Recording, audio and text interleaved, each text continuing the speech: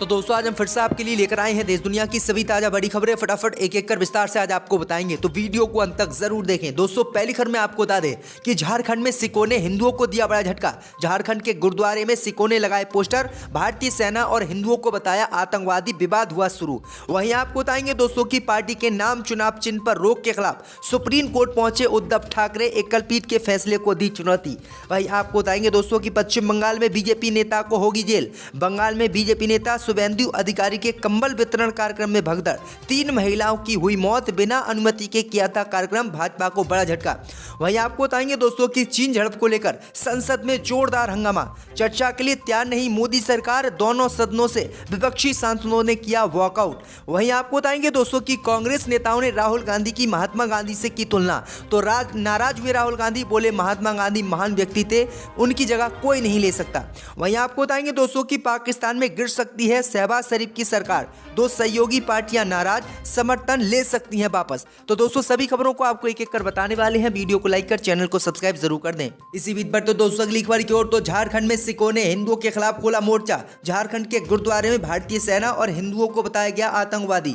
जय दोस्तों आपको बता दें कि झारखंड के जमशेदपुर में सिखों ने एक बार फिर से हिंदुओं के खिलाफ मोर्चा खोल दिया है। दरअसल आपको बता दें कि झारखंड के जमशेदपुर में एक गुरुद्वारे में भारतीय सेना और भारतीय हिंदुओं को आतंकवादी बताया गया है और कहा गया है कि भारतीय सेना ने और नेवी एयरफोर्स ने हजारों सिखों की हत्या की और उनके धर्म स्थल बर्बाद किए।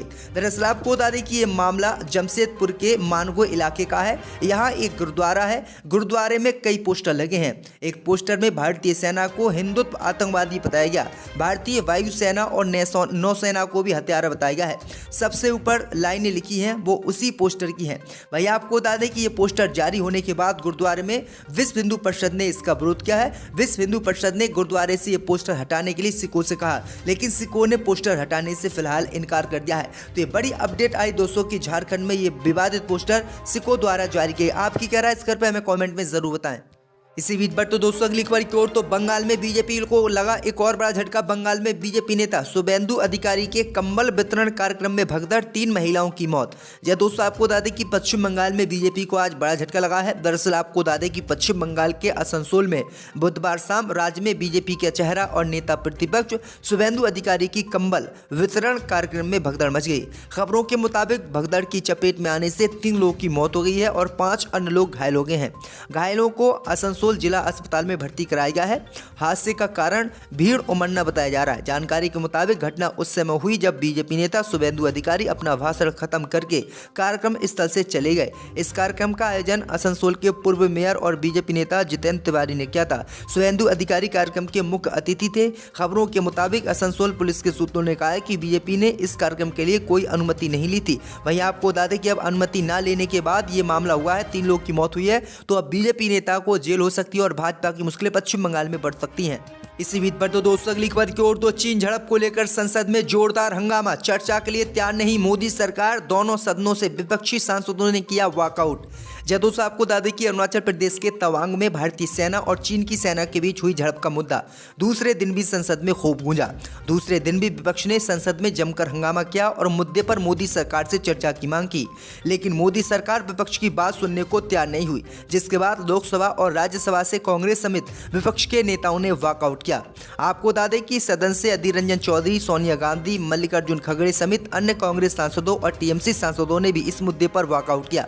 आपको बता दें कि विपक्ष ने बुधवार को चीनी अतिक्रमण के मुद्दे पर चर्चा से इनकार किए जाने के बाद वॉकआउट किया। दरअसल आपको बता दें कि 17 विपक्षी दलों एकजुट होकर मोदी सरकार से इस मामले पर जवाब मांग रहे थे और कहते कि मोदी सरकार बताए आखिरकार चीन की सेना हमारे क्षेत्र में कैसे घुसी और कैसे उन्होंने भारतीय जवानों पर हमला किया। लेकिन मोदी सरकार चर्चा करने के लिए तैयार नहीं। मोदी सरकार ने इनकार कर दिया कि हम इस मामले पर चर्चा नहीं कर सकते। तो ये बड़ी अपडेट आई दोस्तों कि मोदी सरकार चीन को लेकर कुछ तो छुपा रही है। इसी बीच पर तो दोस्तों अगली खबर की ओर, तो पार्टी चिन्ह पर रोक लगाए जाने के खिलाफ हाई कोर्ट पहुंचे उद्धव ठाकरे।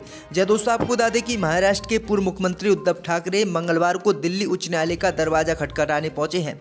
दरअसल आपको बता दें कि एक कल न्यायाधीश की पीठ ने चुनाव आयोग द्वारा शिवसेना के नाम और धनुष और तीर के चुनाव चिन्ह को फ्रीज करने के फैसले के खिलाफ उनकी याचिका को खारिज कर दिया था। अब उद्धव ने एकल न्यायाधीश की पीठ के आदेश को चुनौती दी है। न्यायमूर्ति संजीव नरूला ने 15 नवंबर को ठाकरे की याचिका खारिज कर दी थी, जिसमें कहा गया था कि चुनाव आयोग द्वारा की जाने वाली कार्रवाई के संबंध में सर्वोच्च न्यायालय द्वारा कोई रोक नहीं लगाई गई है।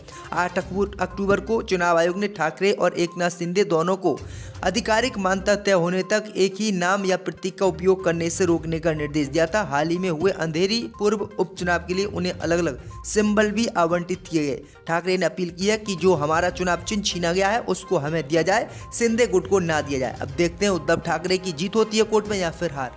इसी बीच पर तो दोस्तों अगली खबर की ओर, तो कांग्रेस नेता ने महात्मा गांधी से राहुल गांधी की तुलना, तो नाराज हुए राहुल गांधी। या दोस्तों आपको बता दें कि कांग्रेस के पूर्व राष्ट्रीय अध्यक्ष राहुल गांधी की तुलना महात्मा गांधी से करने को गलत राहुल गांधी ने बताया है और कहा है कि उनकी तुलना गांधी जी से नहीं करें। राहुल गांधी ने भारत जोड़ो यात्रा के दौरान आज यहां विलोन कला में जनसभा को संबोधित करते हुए ये बातें कही हैं।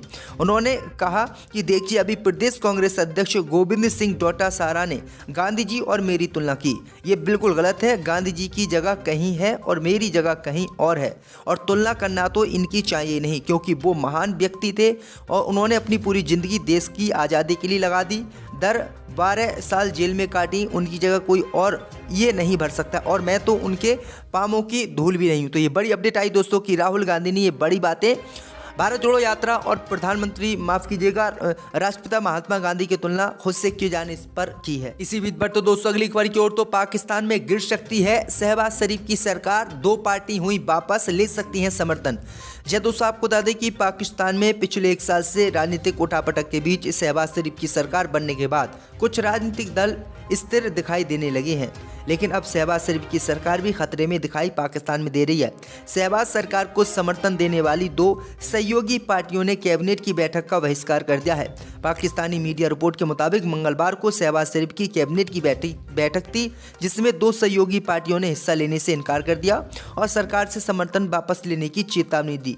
वहीं आपको बता दें कि अब खबर ये भी सामने निकल कर आई दोस्तों कि जिस तरह से इमरान खान की सरकार पाकिस्तान में गिर गई, उसी तरह से शहबाज शरीफ की सरकार भी कभी भी पाकिस्तान में गिर सकती है और पाकिस्तान में बड़ा उलटफेर हो सकता है। तो ये बड़ी अपडेट आ रही दोस्तों। इसी बीच पर तो दोस्तों अगली खबर की ओर, तो भारत जोड़ो यात्रा में बीजेपी पर बरसे राहुल गांधी, बोले 100 लोगों के लिए चलाया जा रहा है हिंदुस्तान।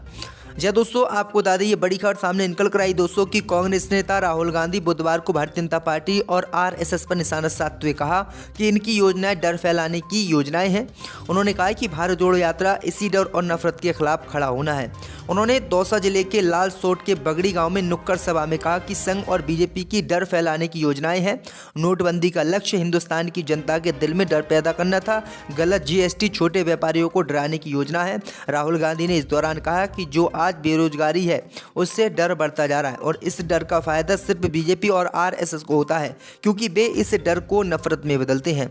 उनका समूचा संगठन यही काम करता है। वे देश को बांटने का काम करते हैं, नफरत फैलाने का काम करते हैं और डर फैलाने का काम करते हैं, और इसीलिए भारत जोड़ो यात्रा का सबसे जरूरी लक्ष्य देश में डर और नफरत फैलाने के खिलाफ खड़ा होना है। तो ये बड़ी अपडेट आई, राहुल गांधी ने ये बड़ी बातें आज फिर से कही। इसी बीच पर तो दोस्तों अगली खबर की ओर, तो सुप्रीम कोर्ट जल्द करेगा घाटी से 370 रद्द करने के खिलाफ याचिकाओं पर सुनवाई। या दोस्तों आपको बता दें कि सुप्रीम कोर्ट ने कहा है कि वह जम्मू कश्मीर को विशेष दर्जा देने वाले अनुच्छेद 370 के प्रावधानों को निष्प्रभावी करने के केंद्र की मोदी सरकार के निर्णय के खिलाफ दाखिल याचिकाओं को जल्द सुनवाई के लिए सूचीबद्ध करेगा।